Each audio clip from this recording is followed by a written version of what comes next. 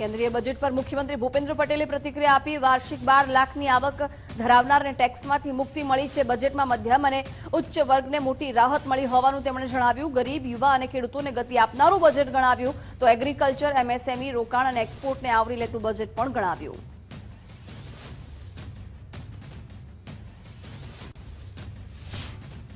વડાપ્રધાન શ્રી નરેન્દ્રભાઈ મોદીએ આ વર્ષે માં લક્ષ્મીની સૌ પર કૃપા વરસાવનારું બજેટ હશે તેવી અપેક્ષા દર્શાવી હતી।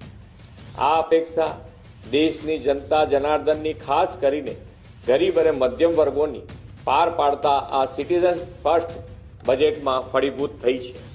આ બજેટને સમગ્ર ગુજરાત વતી હું આવકારું છું। આ બજેટની મહત્વપૂર્ણ વાત એ છે કે હવે વાર્ષિક 12 લાખ રૂપિયા સુધીની આવક ધરાવનારાઓને ઇન્કમ ટેક્સ ભરવામાંથી મુક્તિ મળી છે।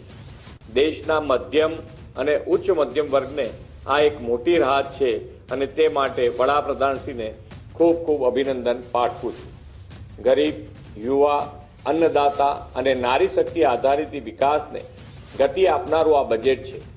એગ્રીકલ્ચર, એમએસએમઈ, ઇન્વેસ્ટમેન્ટ અને એક્સપોર્ટ્સના 4 એન્જિનને ગતિ આપનાર મહત્વપૂર્ણ વિષયો આ બજેટમાં આવરી લેવાયા છે।